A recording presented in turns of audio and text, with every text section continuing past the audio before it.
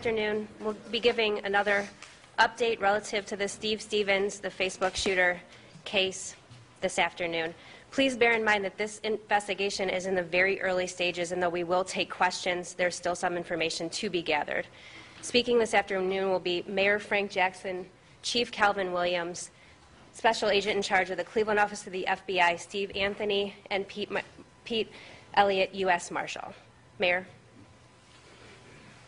Well, we have closure in regards to the search for Steve Stevens. The chief and the other law enforcement will give you the details of that. I want to, again, give our condolence to the family, the Godwin family, and all of its members, and really, again, thank them for the way in which they've handled this very tragic situation, not only for them personally, but for the community as large. Also want to thank the community. There was a lot of support from the community, not only in terms of the family, but in terms of the law enforcement effort and the kind of information and tips that we were given. And I want to thank our partners, the federal, state, county, local, and other state law enforcement agencies that helped in this regard. And finally, I want to emphasize the fact that this particular incident received a lot of attention, and rightfully so, because it was a loss of innocence, an innocent victim. We, however, have many, many homicides, not only in Cleveland, but throughout this nation.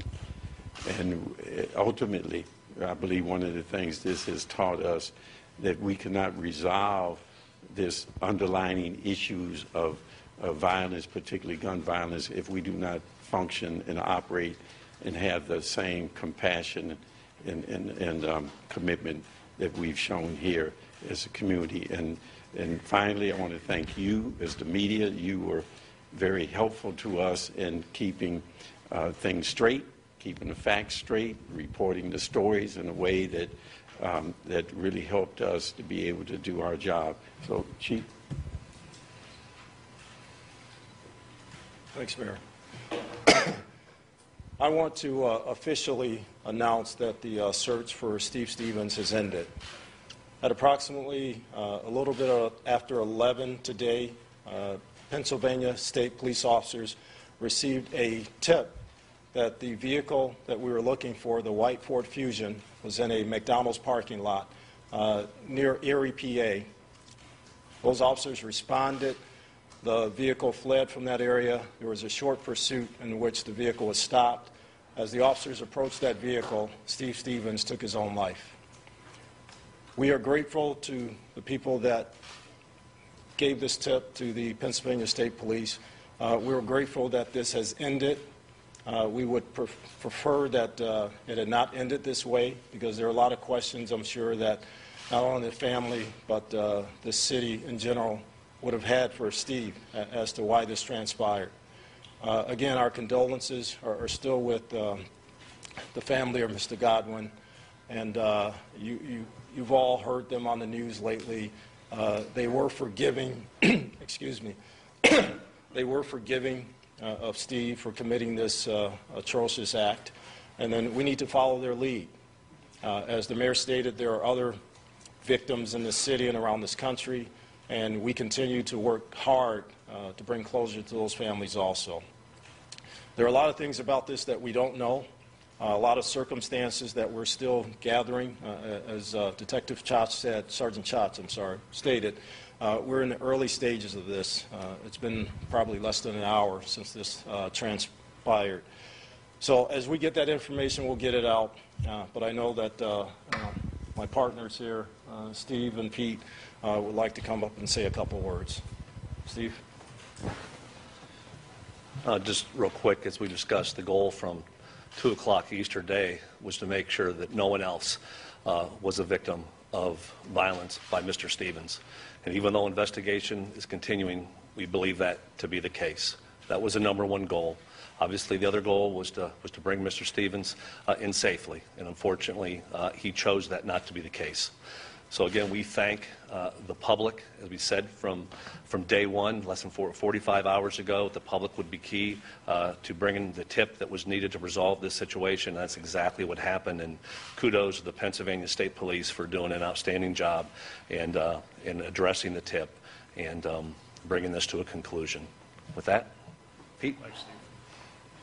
Just real quick, I want to thank all the men and women standing up here for their dedication, but I also want to thank all the Deputy U.S. Marshals, the FBI agents, the Cleveland police officers, all the officers who have been up all night for the last couple nights working on this case, pursuing every single lead. So I want to thank them for their dedication and their service. Thank you.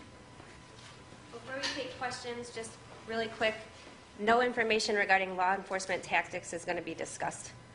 So we'll open it up now for questions. Chief, talk to us a little bit more about that pursuit, how exactly it unfolded. I know you weren't there, but Again, phone call, walk us through we're that. trying to get that information from the Pennsylvania State Police officers.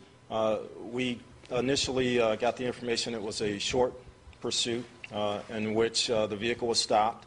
As the officers approached the vehicle, Steve took his own life. Did you suspect it was already there? We had that ping that we talked about yesterday. We searched that area prior.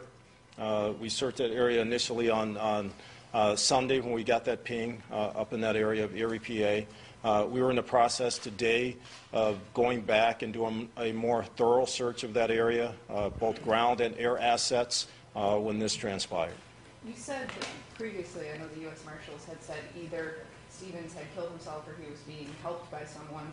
Do you guys believe that he was being harbored by anyone throughout this 48-hour period? Again, we don't know. I mean, anybody that's been, that way east in the Erie, PA area knows there are a lot of places to hide. There are a lot of remote areas. There are a lot of woods, farms and barns and things like that.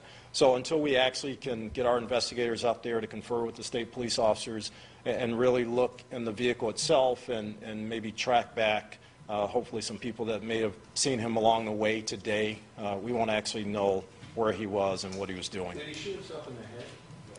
I don't know. We don't know that Did he yet. die on the scene? Yes, he did. You had talked this morning about, Border Patrol was notified, you didn't know where he could be in the U.S. Is that kind of a diversion? Did you have a better idea? How'd you narrow it down? I can't comment on that. If you had narrowed it down, is there a reason why you wouldn't want that information out there to everyone? Well, we put out the information, first of all, locally here. We put out the information then statewide, and then we came back and we expanded that search. So as we got information through leads, through our investigators that have been working day and night on this, then we expanded that search area. Chief, is there any information prior to Erie where he was? Not that we have right now. Does he have any ties there that you know? Not that we know of right now, but again, we're taking a slow, cautious approach with this right now. We're making sure that we go back and retrace as much as possible. There may be connections that we don't know about, and if people in that area have maybe seen him and not put two and two together over the last couple of days, we're still encouraging them to call that FBI tip line. So this was a private citizen who called like 911? Again, I don't know.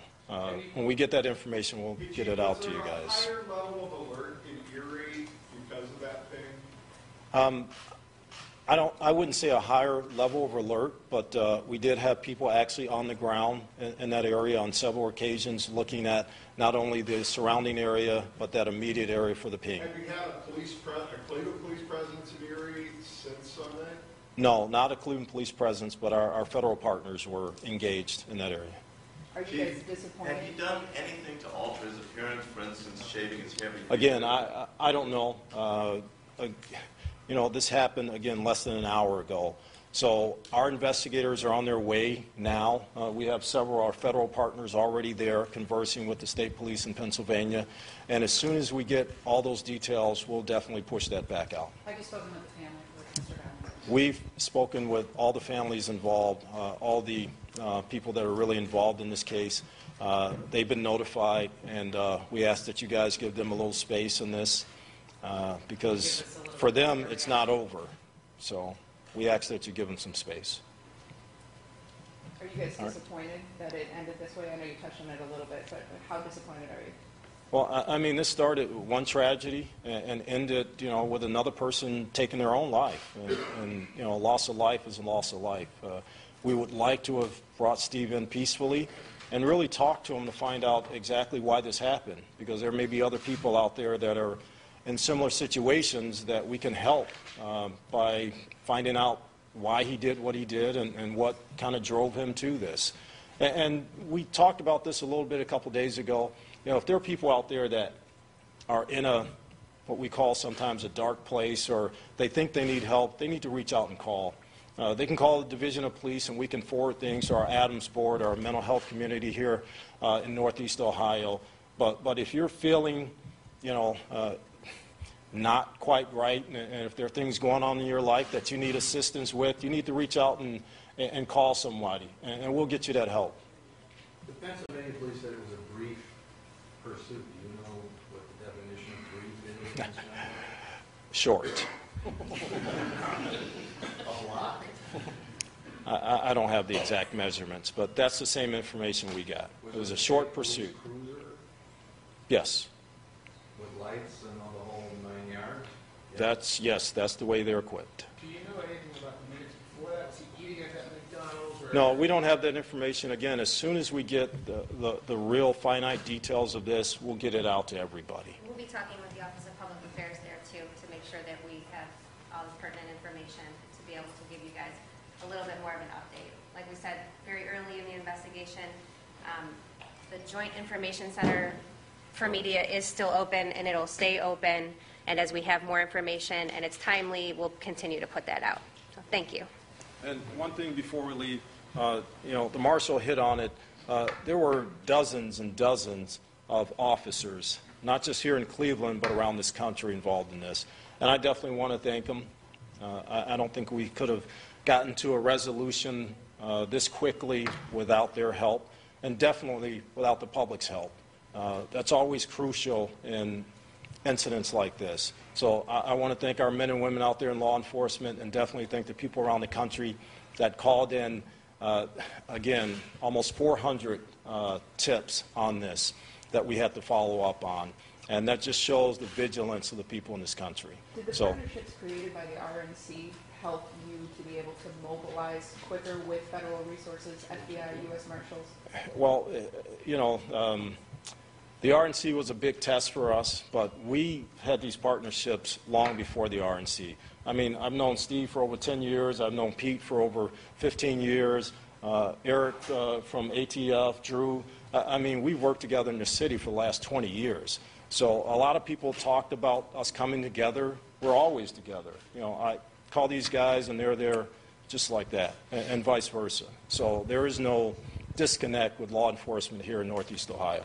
Do you worry with all the attention that has gotten this high-profile case that there could be a ripple effect, that other people might be encouraged? No, we're not even putting that energy out there. I think everybody has learned from this. I think the people on social media kind of know the power, and I think they know the harm it can do. So we've talked before about people not living their lives on social media and being truthful in social media and not harming people via social media. And, this is a prime example. This is something that should not have been shared around the world, period. And, our kids, although they should not have seen this, I'm sure a lot have, they need to take this as a lesson. We can't do this in this country. We just can't do it. Chief, in that vein, have you or any of the other law enforcement officials involved had direct conversations with Facebook about how to prevent this, about this particular incident, how to prevent it in the future? I have not had personal conversations with any social media outlet. We have direct connections with them, but I'm sure this is something that's on the radar, maybe of some of our political leaders, our city, state, and federal leaders out here, to have those conversations, not just with Facebook, but with all social media. All right, thank you. Thank you.